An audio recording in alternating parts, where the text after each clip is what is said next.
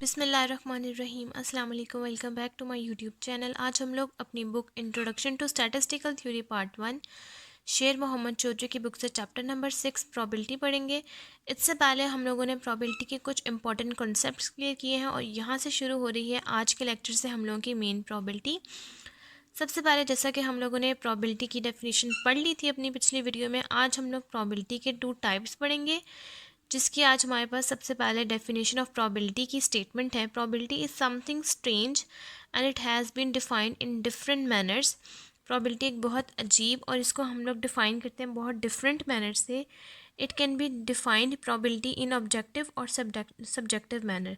Probability हमारे पास दो तरह के मैनर्स में डिफ़ाइन होती है। Number 1 is objective and number 2 is subjective. Let us first use the objective approach to define probability. सबसे पहले हम लोग ऑब्जेक्टिव अप्रोच यूज़ करते हैं प्रोबेबिलिटी को डिफ़ाइन करने के लिए। सबसे पहले हमारे पास प्रोबेबिलिटी अप्रोच की फर्स्ट टाइप है the classical and the prior definition of probability, जिसकी हमारे पास स्टेटमेंट है classical probability is applied when the possible outcomes of an experiment are equally likely to occur if an experiment can produce n mutually exclusive and equally likely outcomes, out of which n outcomes are favorable to the occurrence of event A, then the probability of event A is equal to number of outcomes favorable to A divided by the total number of possible outcomes, जिसका हमारे पास formula आएगा number of outcomes favourable to A. इसको आप small n या small m से भी denote कर सकते हैं। बहुत सी बुक में इसको स्मॉल n से डिनोट किया जाता है और बहुत सी बुक में इसको m से भी डिनोट किया जाता है। और total number of possible outcomes को आप लोग स्मॉल n या कैपिटल N से भी डिनोट कर सकते हैं। आप ये वाला फार्मूला लिखें क्लासिकल प्रोबेबिलिटी का, या फिर ये वाला लिखें, दोनों ही ठीक हैं। नेक्स्ट अब हम लोग इसी की ऑब्जेक्टिव अप्रोच की सेकेंड टाइप पढ़ते हैं।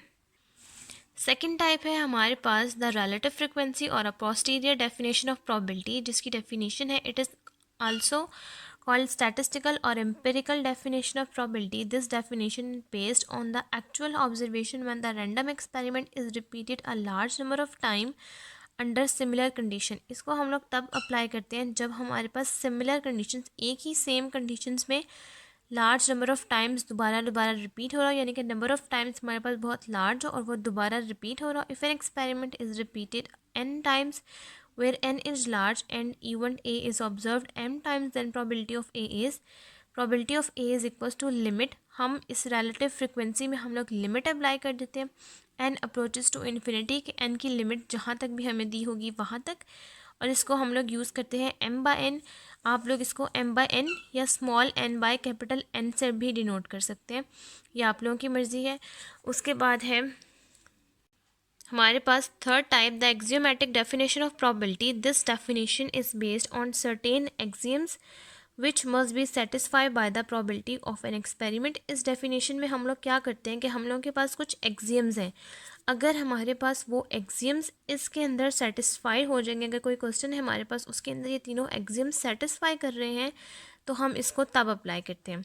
Suppose a sample space S has the sample points E1, E2, so on to EI and so on to EN. Each point is assigned a real number like probability of E1, probability of E2। ये जो P bracket के अंदर EI है इसको हम लोग बोलते हैं probability of E1। जो भी आपके पास होगा, फॉर एग्जांपल अगर यहाँ पर A होगा जैसा कि यहाँ पर है, तो आप इसको कहेंगे probability of A। अब यहाँ पर हमारे पास E1 है तो हम लोग कहेंगे probability of E1, E2, E3, so on to EI and so on to EN, which are called weights और probability of the points। इसको हम लोग weights कह सकते हैं या probability of the points भी कह सकते हैं। probability of any points denoted by probability of EI must obey the following axioms।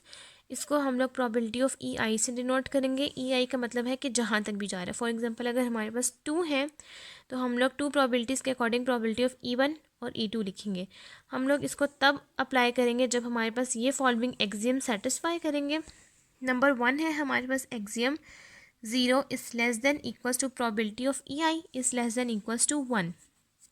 एक और बड़े मज़े की बात है कि प्रोबेबिलिटी हमेशा आपके पास 0 से लेकर 1 तक के बीच में आनी चाहिए। प्रोबेबिलिटी कभी भी आपके पास 0 से लेस नहीं होनी चाहिए, यानी कि नेगेटिव नहीं होनी चाहिए, और 1 से ग्रेटर नहीं होनी चाहिए। फॉर एग्जांपल अगर आपके पास प्रोबेबिलिटी आती है 0.1, 0.0001 या कुछ भी इस तरह से कुछ भी आती है और 1 से लेस 1.0 भी प्रोबेबिलिटी के अंदर आता है, लेकिन 1.1 आपकी प्रोबेबिलिटी अगर का आंसर हो तो इसका मतलब है कि प्रोबेबिलिटी का आपका आंसर गलत है। फॉर एग्जांपल अगर आप किसी भी प्रोबेबिलिटी को सॉल्व कर रहे हैं और अगर आपने उसको कंफर्म करना है कि हमारा आंसर ठीक है या नहीं, तो प्रोबेबिलिटी का अगर आंसर आप फॉर एग्जांपल 0 से लेस लिखेंगे या 1 से ग्रेटर लिखेंगे तो एग्जामिनर आपका आंसर वहीं से देखकर आपको इसके नंबर डिडक्ट कर देगा, क्योंकि प्रोबेबिलिटी हमेशा हमारे पास 0 से लेस और 1 से ग्रेटर कभी हो ही नहीं सकती। इस रेंज के बीच में हमेशा प्रोबेबिलिटी हमारी लाई करेगी। यहाँ पर लिखा भी हुआ है the probability of the event must lie between 0 and 1। Number 2 है एक्सियम प्रोबेबिलिटी ऑफ एस, यानी कि sample space is equals to 1। अगर हमारे पास सैम्पल स्पेस 1 के इक्वल आया है तो इसका मतलब है for the event which is as large as the sample size. And axiom number 3 है हमारे पास A and B are mutually exclusive event. A और बी हमारे पास म्यूचुअली एक्सक्लूसिव इवेंट तब होंगे जब हमारे पास प्रोबेबिलिटी ऑफ ए और बी, इसको हम लोग म्यूचुअली एक्सक्लूसिव भी कहते हैं या फिर आप इसको probability of A union B भी कह सकते हैं। और अगर आप इसको और का मतलब होता है स्टैट्स में या प्रोबेबिलिटी में ऐड करना, जैसा कि यहाँ पर लिखा हुआ है, और जहाँ पर बीच में एंड का वर्ड है ए एंड डी वाला एंड, उसका मतलब होता है कि मल्टीप्लाई करना है। मैं यहाँ पर लिख भी देती हूँ। और का मतलब होता है एडिशन और ए एंड डी वाला जो एंड होगा उसका मतलब होता है मल्टीप्लिकेशन। जब आपके पास प्रोबेबिलिटी ऑफ ए और बी आए इसका मतलब है कि आपने प्रोबेबिलिटी को ऐड करवाना है, जैसा कि यहाँ पर। और अगर आपके पास आए probability of A and B तब आपने दोनों प्रोबेबिलिटीज़ को मल्टीप्लाई करवाना है। उसके बाद है हमारे पास प्रोबेबिलिटी ऑफ एन इवेंट का कॉन्सेप्ट, जिसकी हमारे पास डेफिनेशन है if an event A belongs to the sample space S. अगर हमारे पास कोई भी इवेंट ए बिलोंग कर रहा है सैम्पल स्पेस को, then the probability of A is denoted by probability of A. उसके बाद हमारे पास जो प्रोबेबिलिटी ऑफ ए है उसको हम लोग डिनोट करेंगे प्रोबेबिलिटी ऑफ ए इस तरीके से।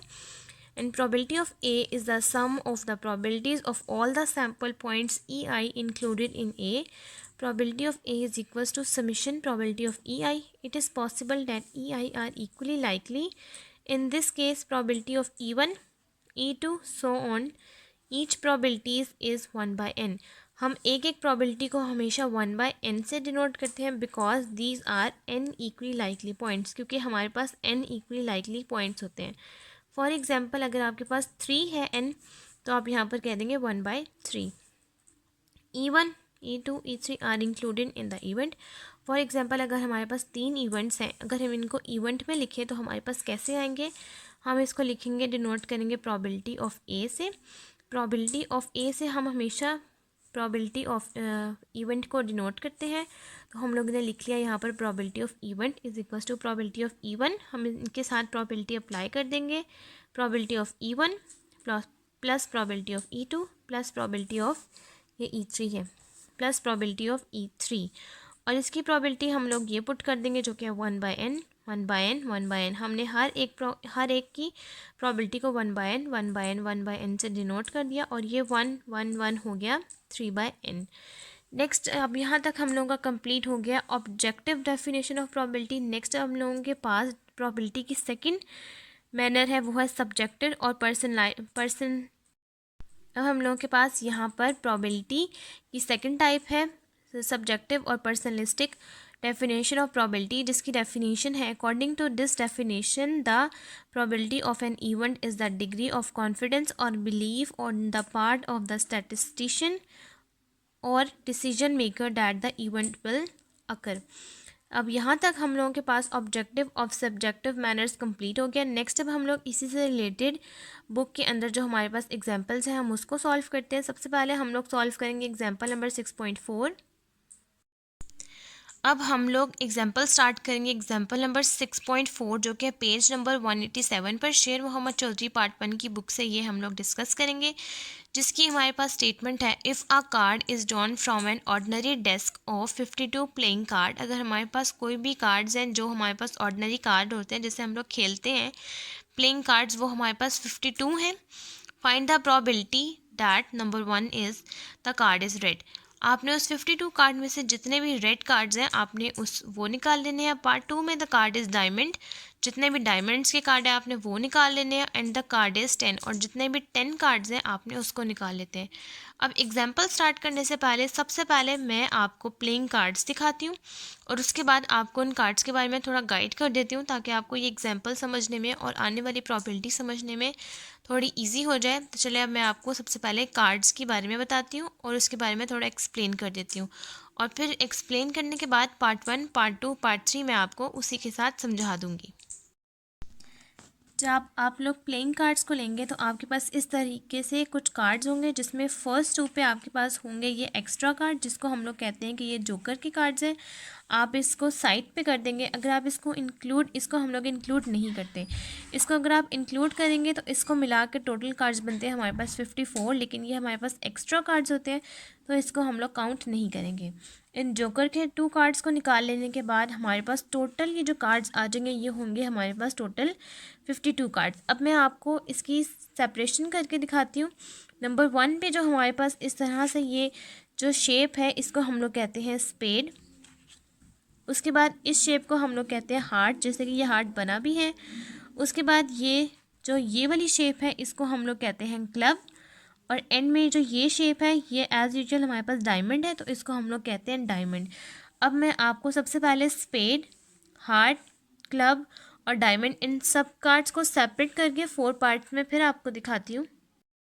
अब यहाँ पर मैंने सब कार्ड्स को 4 पार्ट्स में डिवाइड कर दिए। कार्ड्स का कॉन्सेप्ट मैं इसलिए आप लोगों को क्लियर कर रही हूँ क्योंकि बहुत से लोगों को इस कार्ड्स के बारे में नहीं पता होता, और स्टार्टिंग में मुझे भी इन कार्ड्स के बारे में नहीं पता था। हम लोग इनको बचपन में खेलते ज़रूर थे, लेकिन इनका कॉन्सेप्ट नहीं पता था कि आगे जाकर ये स्टार्ट्स में भी यूज़ होगा। फॉर एग्ज़ाम्पल, जब हम लोग गेम खेलते हैं तो हम लोग इनको डिफरेंट वर्ड्स में यूज़ करते हैं। इनके हम लोगों ने नाम रखे हुए थे, इनको हम लोग उन वर्ड्स में यूज़ करते हैं। लेकिन जब हम लोग प्रोबेबिलिटी में डिस्कस करते हैं तो इनके नाम बहुत डिफरेंट हैं। फॉर एग्ज़ाम्पल, जैसा कि मैंने आपको बताया कि ये है डायमंड, ये है हार्ट, ये है हमारे पास क्लब और ये है स्पेड। तो अब इन कार्ड के अकॉर्डिंग सबसे पहले हम लोग डिस्कस करते हैं। फॉर एग्ज़ाम्पल ये स्पेड, ये क्लब वाला कार्ड। तो जब हम लोग ये क्लब वाला कार्ड डिस्कस कर रहे हैं तो सबसे पहले हम लोग डिस्कस करेंगे यहाँ से। यहाँ पर कार्ड्स में हमारे पास 1 की जगह सबसे पहले ये यूज़ होता है, जिसको हम लोग 1 ही कंसीडर करते हैं। इसको हम लोग प्रोबेबिलिटी में कहते हैं एस, ACE, एस। इसको हम लोग इस तरीके से प्रोनाउंस करते हैं। इनको मैं आपको लिख के भी दिखा दूँगी। ये है एस 1, एस 2, 3, 4, 5, 6, 7, 8, 9, 10। यहाँ तक ये नॉर्मल कार्ड्स हैं। उसके बाद इसको हम जे को कहते हैं जैक, इसको हम लोग कहते हैं क्वीन, और इसको हम लोग कहते हैं प्रोबेबिलिटी में किंग। अब हम लोग इस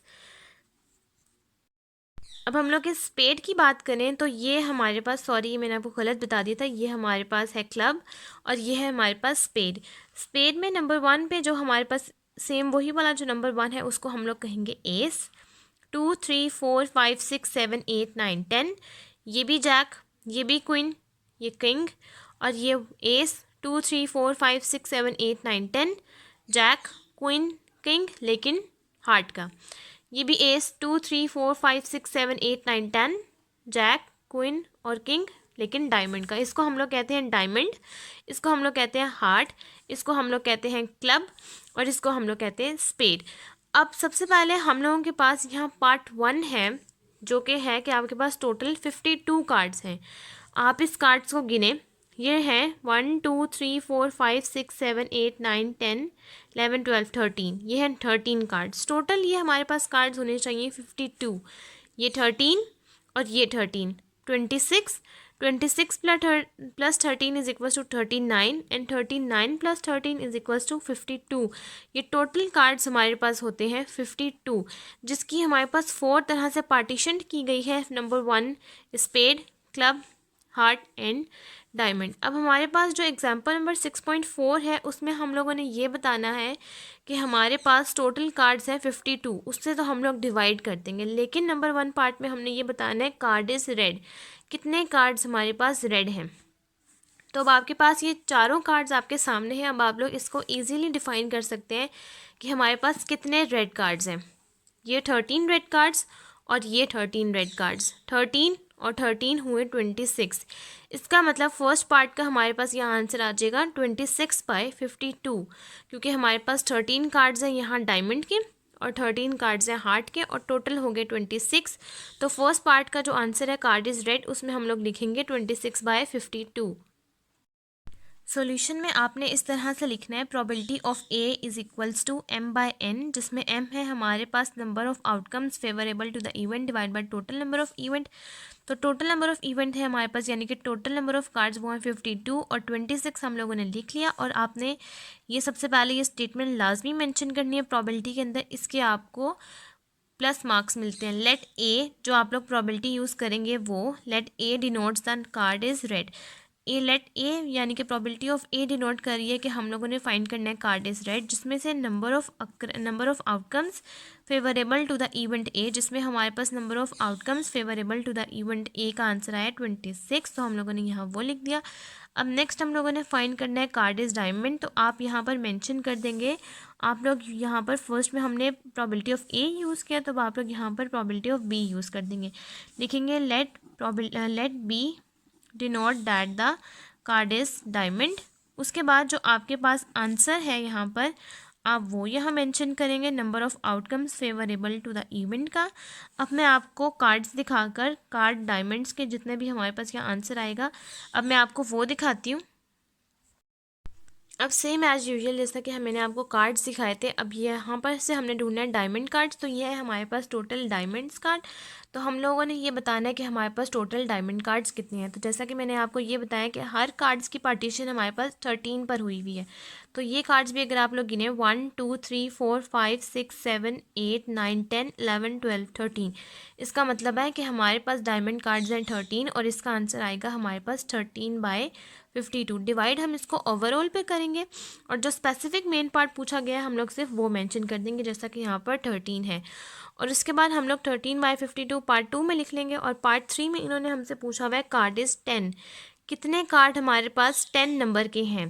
तो जैसा कि यहाँ पर हमारे पास स्पेड में है 10 1, क्लब में है 2, डायमंड में है 3 और हार्ट में है 10 4। तो इसका मतलब है कि हमारे पास 10 नंबर्स के कार्ड हैं 4। और पार्ट 3 में जहाँ पर ये हमारे से पूछा गया है कार्ड इज़ 10, तो वहाँ पर हम लोगों के पास प्रोबेबिलिटी आ जाएगी 4/52। अब ये दोनों पार्ट्स मैं आपको लिख कर फिर दिखाती हूँ। अब ये हम लोगों ने फर्स्ट पार्ट सॉल्व किया है, तो फर्स्ट पार्ट का हमारे पास आंसर है 26/52। आप इसको कैलकुलेटर में डिवाइड करके और फर्दर लिखना चाहें तो उसका आंसर आएगा 1/2 या 0.5। और कार्ड इज़ डायमंड का हमारे पास आंसर है 13/52। अगर आप खाली 13/52 लिखना चाहें तो वो भी ठीक है। अगर आप इसको कैलकुलेटर पे फर्दर डिवाइड करें तो इसका आंसर आएगा आपके पास 1/4। और कार्ड इज़ रेड का आपके पास आंसर आएगा 4/52। अगर आप 4/52 करें तो कैलकुलेटर में आपके पास आएगा पॉइंट्स में, और कुछ कैलकुलेटर्स में जो मॉडर्न कैलकुलेटर्स हैं साइंटिफिक के, उसमें आपके पास फ्रैक्शन में भी आंसर आएगा, जिसका आंसर आएगा 1/13। प्रोबेबिलिटी के लिए ज़रूरी नहीं है कि आप लोग फ्रैक्शन यूज़ करें, आप लोग 4/52 भी लिख सकते हैं, 1/13 या पॉइंट्स में भी जो आपके पास आंसर आए आप वो भी लिख सकते हैं, दोनों ठीक है। अब यहाँ तक हम लोगों के पास कंप्लीट होगी एग्जाम्पल नंबर 6.4।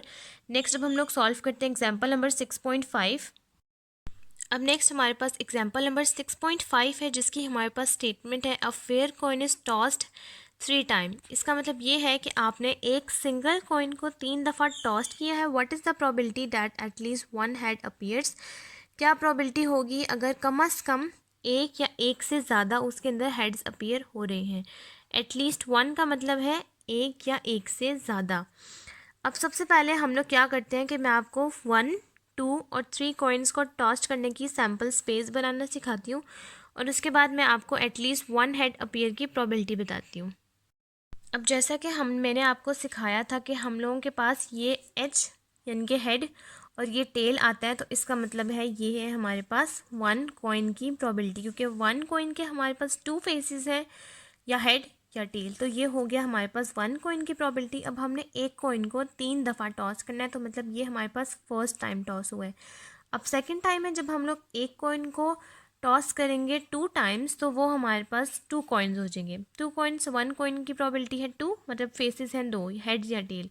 और एक और कॉइन जब हमारे पास आ जाएगा तो उसकी प्रोबेबिलिटी भी होगी हेड्स और टेल। तो अब हम लोग एक कॉइन को लिखेंगे इसके साथ हेड्स और टेल। ये मैं आपको ट्री डायग्राम या सैम्पल स्पेस आपको वो बनाना सिखा रही हूँ। इस तरीके से अगर आप लोग सॉल्व करेंगे तो आपके लिए सैम्पल स्पेस बनाना इजी हो जाएगी। यहाँ तक हमारे पास कॉइन टॉस हो गया 2 टाइम्स। ये हमारे पास 1 टाइम टॉस हुआ है, फर्स्ट में ये हेड और ये टेल, ये हमारे पास 1 टाइम हुआ है और ये हमारे पास 2 टाइम हो गया।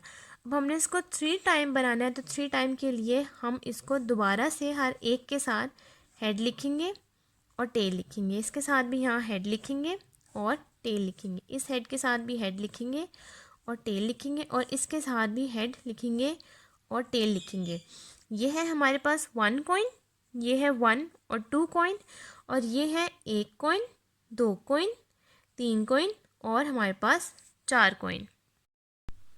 अब ये हमारे पास हो गया, यहाँ पर हम लोग मेंशन कर देंगे 3 टाइम्स। जब आप लोगों के पास मेंशन हो कि आपने 1 सिंगल कॉइन टॉस करना है, तो उसकी पार होती है हमारे पास 2 की पार 1 इज इक्वल्स टू 2, कि एक ही दफ़ा टॉस हुए। अगर हमारे पास आज 2 कॉइन टॉस करने हैं तो आपके पास सैम्पल स्पेस बनेंगे 2 की पार 2 is equals to 4 sample space बनेंगे, head tail, head head, tail head और टेल टेल। और जब हमारे पास बात आ जाए कि 2 की पार 3 यानी कि 3 टाइम्स कॉइन को टॉस करने हैं, तो कॉइन्स के फेसेस होते हैं 2 और 3 टाइम्स हम इसको टॉस करेंगे, और 2 की पार 3 इज इक्वल्स टू 8। इसका मतलब है कि हमारे पास जो टोटल सैम्पल स्पेस आएगी वो है 8।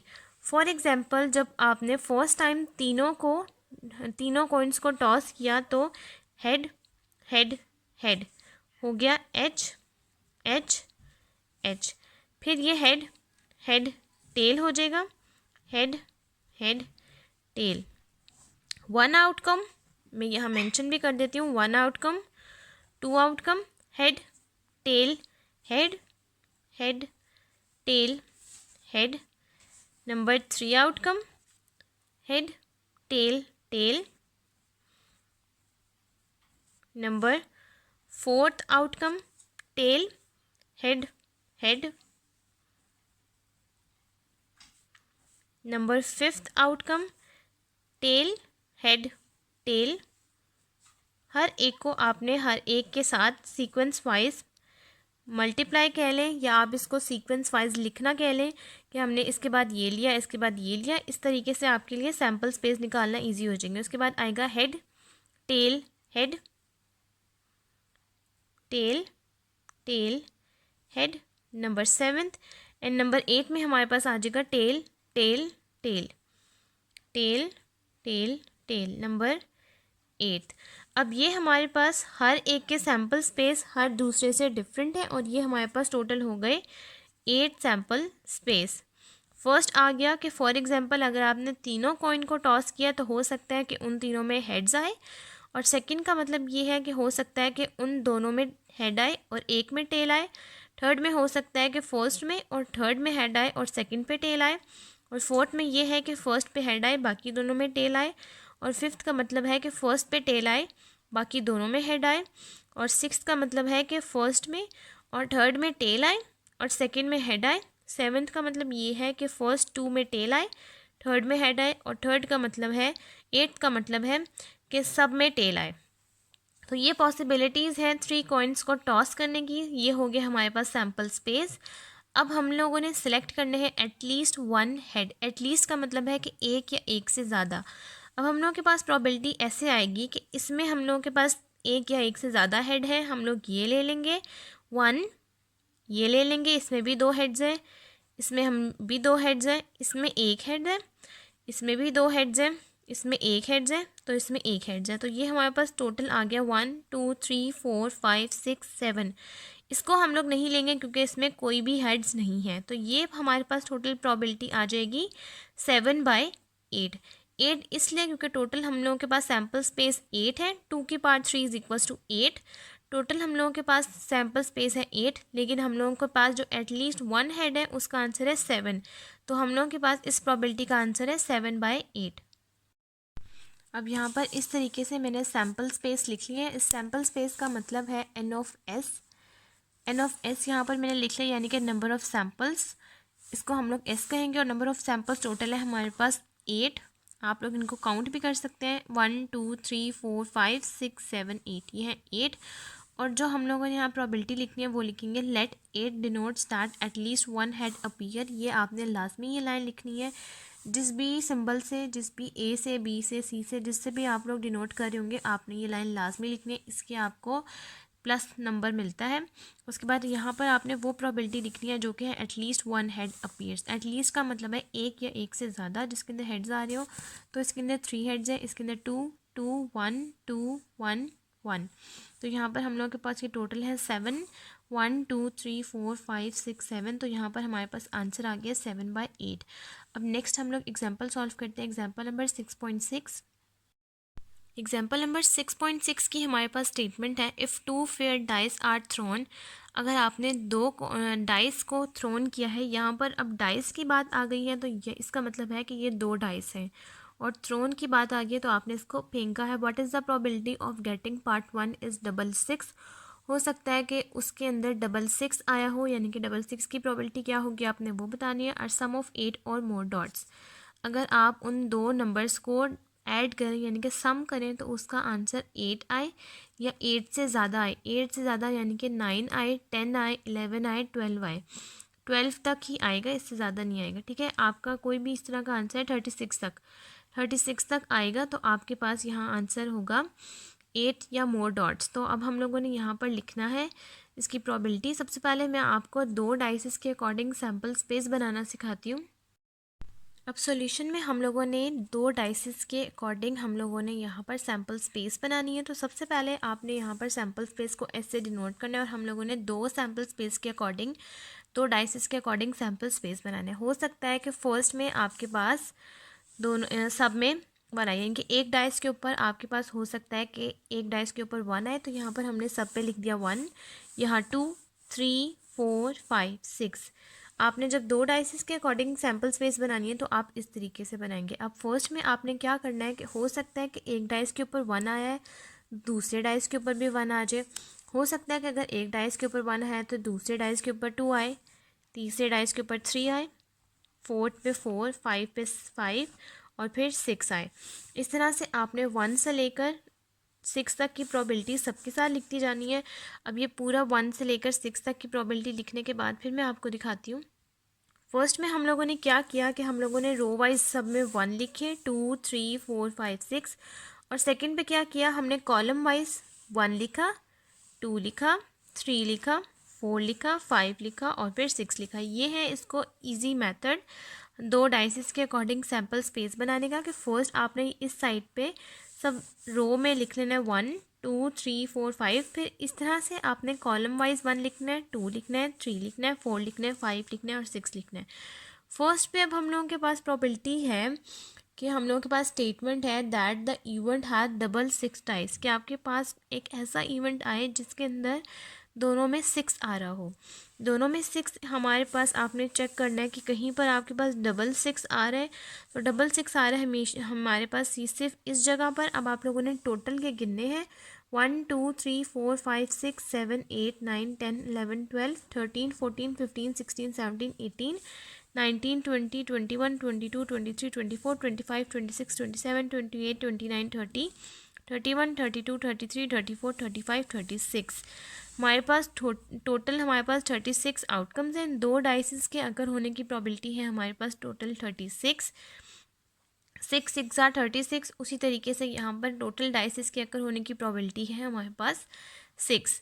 अब हम लोगों ने क्या करना है कि हम लोगों ने ये है हमारे पास सिर्फ एक ही इवेंट आया है तो हम लोगों के पास यहाँ आ जाएगा, जिस भी इवेंट से हम लोग डिनोट करेंगे हमारे पास यहाँ आंसर आ जाएगा 1/36। अब हम लोग यहाँ पर वो लिख देते हैं।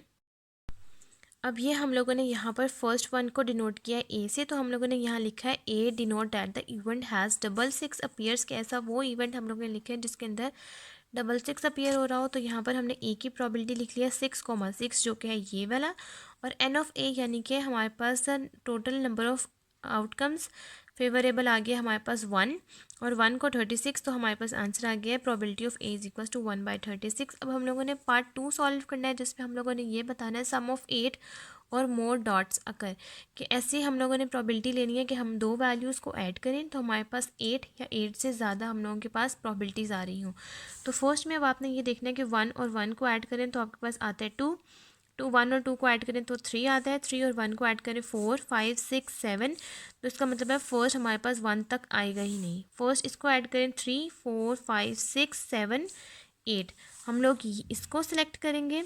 फिर उसके बाद 4, 5, 6, 7, 8 इसको सिलेक्ट करेंगे, 9 इसको भी सिलेक्ट करेंगे क्योंकि हम लोगों को चाहिए 8 या 8 से ज़्यादा की प्रोबेबिलिटी, तो ये भी आएगा। उसके बाद आएगा 5, 6, 7, 8, ये आएगा, 9, 10, 6, 7, 8, ये आएगा, ये आएगा, ये आएगा, ये आएगा, 8, 9, 10, 11, 7, 8, 6,2, 11, 8, 9, 10, 11 और ये 12, इसका मतलब 2.6, 3.5, 3,5, 3,6, 4,4, 4,5, 4,6, 5,3, 5,4, 5,5, 5,6, 6,2, 6,3, 6,4, 6,5, 6,6, ये सारी हमारे पास आ जाएंगी प्रोबेबिलिटी ऑफ ए की इवेंट्स, और ये है टोटल हमारे पास 1, 2, 3, 4, 5, 6, 7, 8, 9, 10, 11, 12, 13, 14, 15, ये है टोटल हमारे पास 15, तो हमारे पास पार्ट 2 का आंसर आ जाएगा 15/36। अब ये हम लोगों ने एग्जाम्पल नंबर 6.6 का पार्ट 2 की यहाँ स्टेटमेंट लिख दिया, let B denote that sum of 8 और मोर डॉट्स, कि हम लोगों ने वो इवेंट लेना है जिसमें हमारे पास सम करें तो 8 या 8 से ज़्यादा अक्कर हों, तो ये हम लोगों ने बी की प्रोबेबिलिटीज़ लिख ली हैं। ये टोटल है हम लोगों के पास 15 वैल्यूज़, और हमारे पास प्रोबेबिलिटी ऑफ बी का आंसर आ गया 15/36, क्योंकि टोटल हमारे पास आउटकम्स हैं 36, हम लोग 15 को 36 पे डिवाइड करेंगे। अगर आप वो इसको और फर्दर कैलकुलेटर पे डिवाइड करेंगे तो इसका आंसर आ जाएगा आपके पास 5/12, और बहुत से कैलकुलेटर में पॉइंट्स में आंसर आएगा तो उनके पास यहाँ आंसर आ जाएगा 0.41666, तो आप लोग 5/12 भी लिख सकते हैं और 0.41666 भी लिख सकते हैं, आपके पास दोनों आंसर ठीक कंसीडर होंगे। नेक्स्ट हम लोग सॉल्व करते हैं एग्जाम्पल नंबर 6.7। नेक्स्ट हम लोगों के पास है एग्जाम्पल नंबर 6.7 पेज नंबर 188 पे, जिसकी हमारे पास स्टेटमेंट है 6 white balls and 4 black balls. हमारे पास वाइट बॉल्स हैं 6, ब्लैक बॉल्स हैं 4, which are indistinguishable apart from colour are placed in a bag, जिसमें हम लोगों ने इसको डिफरेंट कलर्स में बैग में प्लेस किया। If 6 balls are drawn from the bag, अगर हम लोगों ने उसमें से 6 ball are taken from the bag, 6 ball ले ली हैं, find the probability of there being 3 white and 3 black, तो हमारे पास क्या प्रोबेबिलिटी आएगी कि हम लोगों के पास उस बैग के अंदर 3 वाइट रह जाए और 3 ब्लैक रह जाए। तो चलिए अब हम लोग इसका सोल्यूशन स्टार्ट करते हैं। अब हम लोग इसका सोल्यूशन स्टार्ट करेंगे। सोल्यूशन में आप लोगों ने क्या करना है, जब आपके पास इस तरह से अक्रेंस आ जाए कि आप लोगों ने वाइट और ब्लैक बॉल्स निकालनी है या कोई भी बॉल्स निकालनी है, तो सबसे पहले आप लोग क्या करेंगे, आप लोगों ने उसका टोटल कर लेना है। इस तरह से आप लोग कॉलम बना लेंगे वाइट और ब्लैक का, और यहाँ लिख लेंगे टोटल। अब वाइट बॉल्स है हमारे पास जो क्वेश्चन में मेंशन है फर्स्ट लाइन में, वो है 6, और ब्लैक बॉल्स है हमारे पास 4। अब ये 6 और 4 टोटल हमारे पास हो गया 10। अब इसका मतलब है कि आपके पास है टोटल एक बैग है, मैं यहाँ एक बैग बना देती हूँ, एक बैग है जिसके अंदर आपने यहाँ पर हमारे पास टोटल बॉल्स हैं 10, मैं यहाँ पर 10 बॉल्स बना देती हूँ, ये है टोटल हमारे पास 10 बॉल्स। अब इनमें से आपने कोई 6 बॉल्स ले लेनी है, कोई भी रैंडमली आपने कोई भी 6 बॉल्स उठा लेनी है। तो जो आप 6 बॉल्स उठाएंगे वो आपने इस तरह से उठानी है कि आपके पास 3 बॉल्स हों आपके पास वाइट और 3 बॉल्स हों आपके पास ब्लैक, तो आपके पास क्या प्रोबेबिलिटी आ जाएगी। फर्स्ट हम लोगों ने फाइंड आउट करनी है टोटल की प्रोबेबिलिटी, कि फर्स्ट आपके पास है टोटल बॉल्स 10, उसमें से आपने उठा ली C। अब ये हमें नहीं पता कि हम लोगों ने कौन सी बॉल्स उठाई हैं, तो ये आएगा 10C6, तो सबसे पहले आपने इसके लिए 10 कम्बिनेशन 6 निकाल लेना है। अब इसके लिए आप लोग ये कर सकते हैं कि 10 फैक्टोरियल 6 फैक्टोरियल 10 माइनस 6 फैक्टोरियल, आप लोग ये वाला फार्मूला भी अप्लाई कर सकते हैं, या आप लोग डायरेक्ट कैलकुलेटर से भी लिख सकते हैं। आप लोग यहाँ पर लिखेंगे तो ये हम लोगों ने लिख लिया 10 फैक्टोरियल का आंसर 10 से लेकर 1 तक। उसके बाद ये लिख लिया हमने 6 फैक्टोरियल का 6 से लेकर 1 तक, और ये 10 माइनस 6 इज इक्वल टू 4, तो ये हम लोगों ने 4 फैक्टोरियल का लिख लिया आंसर। ये हम लोगों के पास यहाँ आएगा, मैं आपको लिख के भी दे सकती हूँ, 10 फैक्टोरियल 6 फैक्टोरियल और ये 4 फैक्टोरियल, ये हम लोगों ने 4 फैक्टोरियल के अकॉर्डिंग लिखा। अब हम लोगों ने इसको सॉल्व करना है, तो सबसे पहले आप लोग क्या करेंगे कि ये कट कर देंगे इससे, ठीक है, ये वाला कट हो गया इससे, और यहाँ पर अब आपने देखना है कि कुछ कट हो सकता है इससे, तो ये 6 और 5 कट हो रहा है यहाँ से। तो सबसे पहले आपने 10 9 8 7 को मल्टीप्लाई करना है, 10 मल्टीप्लाई 9 मल्टीप्लाई 8 मल्टीप्लाई 7 करना है, तो आपके पास यहाँ आंसर आ जाएगा 4050, ठीक है। तो आपने यहाँ पर लिख लेना है 4050, और नीचे आप लोगों ने मल्टीप्लाई करवाना है 4 3 2 1, वो आपके पास आंसर आ जाएगा 24। अब आपने 4050 को डिवाइड करना है 24 के साथ, तो आपके पास आंसर आ जाएगा 210। तो यही आपके पास आंसर है 10 कम्बिनेशन सी का। अब आप लोगों ने अगर डायरेक्ट कैलकुलेटर से निकालना है तो वो भी आप निकाल सकते हैं। 10 कम्बिनेशन 6 लिखेंगे तो आपके पास डायरेक्ट आंसर आ जाएगा 210। आप लोग डायरेक्ट भी लिख सकते हैं और इस तरीके से भी सॉल्व कर सकते हैं, ठीक है। उसके बाद अब आप लोगों ने क्या करना है, यहाँ तक तो सॉल्व हो गया हमारे पास, ये जो आंसर आया है ये हमारे पास आंसर आ गया टोटल नंबर ऑफ इवेंट का, यानी कि n ऑफ s का। अब हम लोगों ने फाइंड करनी है। फॉर एग्जांपल अगर आप लोगों ने इवेंट लिया है a, तो आप लोग लिखेंगे let a denotes that white 3 white and 3 black balls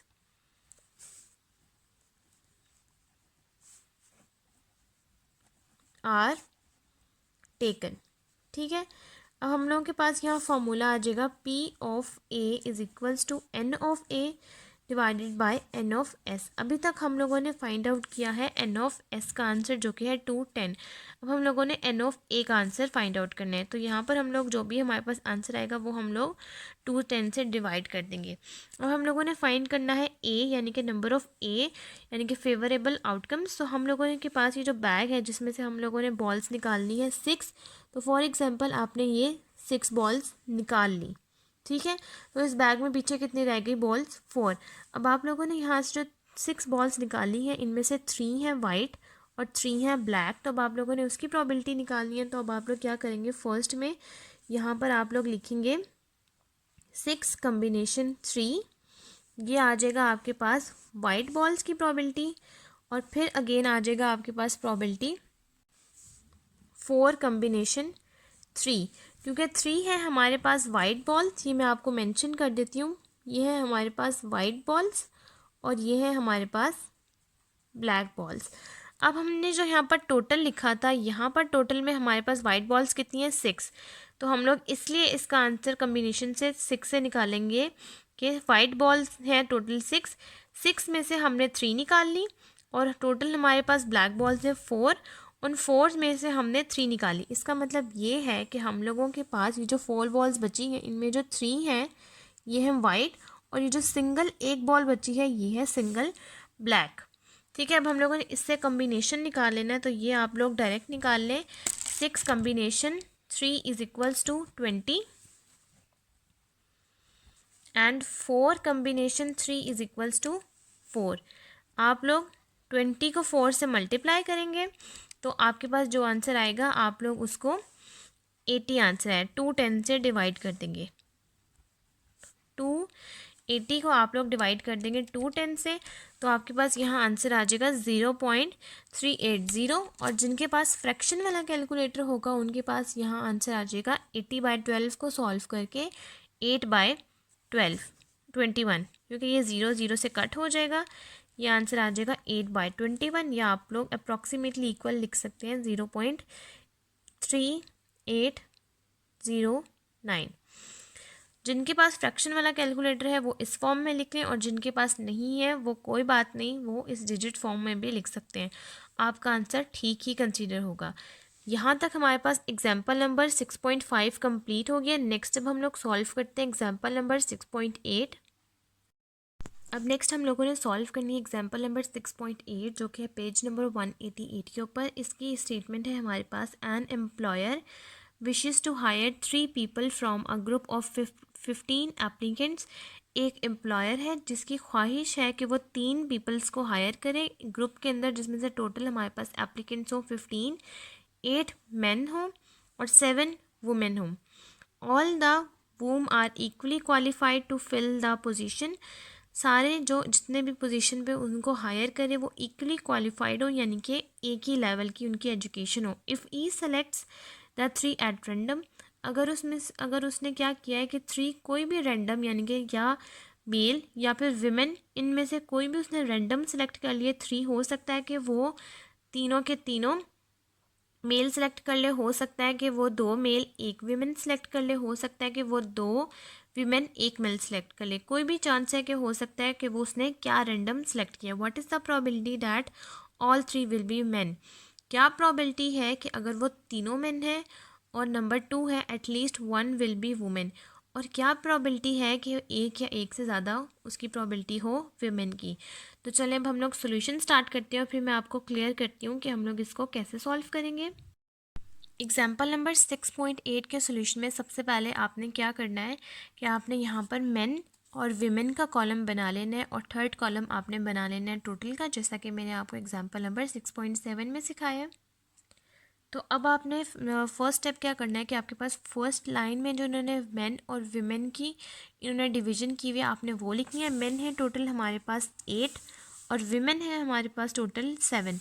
8 + 7 is equals to 15, और 15 ही इन्होंने एप्लीकेंट्स कहे हुए हैं। अब एक बंदा है, फॉर एग्जांपल ये हम लोगों ने एक एम्प्लॉयर बना लिया, ठीक है। उस एम्प्लॉयर ने फर्स्ट क्या किया कि रैंडमली 3 पर्सन्स को सेलेक्ट कर लिया। अब हो सकता है कि वो 3 पर्सन्स कौन से हों ये हमें नहीं पता, लेकिन फर्स्ट हम लोगों ने जो फर्स्ट पार्ट सॉल्व करना है उसमें इन्होंने क्या कहा हुआ है कि आपने फर्स्ट पार्ट में ये सॉल्व करना है कि सारे के सारे मेल हैं। ये बात तो बाद में आ गई, लेकिन फर्स्ट सबसे पहले जो ये पर्सन है इसने क्या किया है कि इसने 15 एप्लीकेंट्स में से 3 पर्सनस को रैंडमली सेलेक्ट कर लिया। तो सबसे पहले जो हम लोगों ने N(S) यानी कि सैम्पल स्पेस निकालना है, उसके लिए हम लोग क्या करेंगे, हम लोग कहेंगे 15 कम्बिनेशन 3। हम लोग 15 कम्बिनेशन 3 से अपना आंसर डायरेक्ट कैलकुलेटर से फाइंड आउट कर लेंगे। तो हमारे पास 15 कम्बिनेशन 3 डायरेक्ट सॉल्व करने से हमारे पास आंसर आ गया 455। टाइम सेव करने के लिए आप डायरेक्ट कैलकुलेटर से कर लेगा, आपका टाइम सेव हो जाएगा। उसके बाद फर्स्ट पार्ट में हमने क्या करना है कि हम लोगों ने ऑल 3 आर मैन, तो हम लोगों ने यहाँ पर प्रोबेबिलिटी लिख लेनी है। मैं वो प्रोबेबिलिटी लिख के फिर आपको दिखाती हूँ।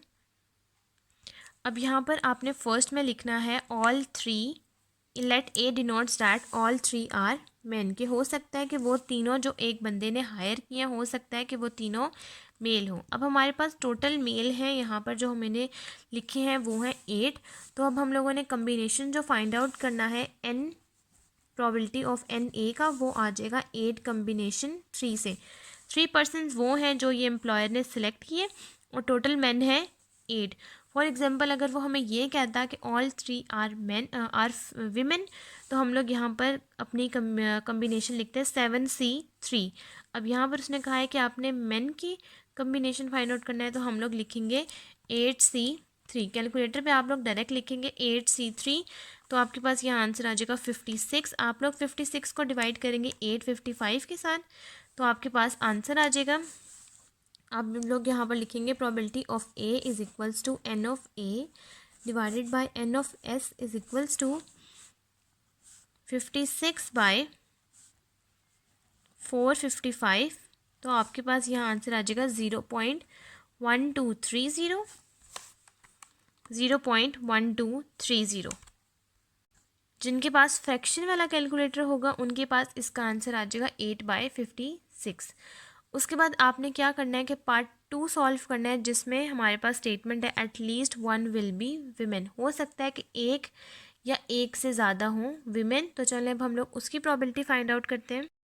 अब यहाँ पर सबसे पहले हम लोगों ने फाइंड आउट करना है बी की प्रोबेबिलिटी। तो हम लोगों ने एन ऑफ एस तो निकाला हुआ है, वो है 455, वो सेम ही रहेगा। उसके बाद अब हम लोगों ने निकालना है एन ऑफ बी, क्योंकि हम लोगों के पास यहाँ फार्मूला है probability of B is equals to N of B divided by N of S. हम लोगों के पास एन ऑफ बी हम लोगों ने आंसर फाइंड आउट करना है और एन ऑफ एस का आंसर है 455।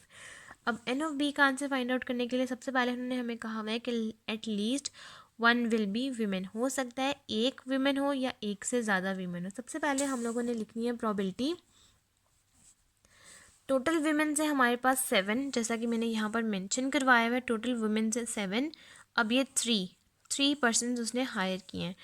अब सबसे पहले आप लोगों ने कम्बिनेशन फाइंड आउट करना है। हो सकता है कि हमारे पास 7 विमेंस हैं, तो एक हम लोग उसने एक फ़ीमेल हायर की हो। अब अगर एक फ़ीमेल हायर की है तो टोटल तो उसने 3 पर्सन हायर किए हैं, तो हो सकता है कि 2 मेल हों, ठीक है। और सेकंड चांस ये है कि हो सकता है कि 7 विमेन हैं, जिसमें से 2 उसने विमेन सेलेक्ट की हों और एक मेल सेलेक्ट किया हो। और लास्ट चांस ये है कि हो सकता है कि 7 विमेंस हैं, तो उसने कोई भी फीमेल सेलेक्ट ना की हो और उसने तीनों के तीनों मेल ही सिलेक्ट कर लिए हों। तो ये वो चांस हैं जो कि हमारे पास अकर हो रहे हैं कि टोटल बंदे जो उसने हायर किए हैं वो हर सूरत 3 ही हैं। ये हैं फीमेल में से 1, मेल में से 2, फीमेल में से 2, मेल में से 1, फीमेल में से कोई भी नहीं और मेल में से 3। अगर हमें कहा जाता कि आपने मेल की प्रोबेबिलिटी निकालनी है तो हमारे पास यहाँ आता 8C1 7C1, 8C1 और 7C2। यहाँ पर आता 8C2 7C1, 8C0 और 7C3। अगर वो हमें ये कहता कि आपने मेल की at least one will be male, लेकिन उसने हमें कहा है कि at least one will be women. हो सकता है ये एक विमेन हो या एक से ज़्यादा विमेन हो।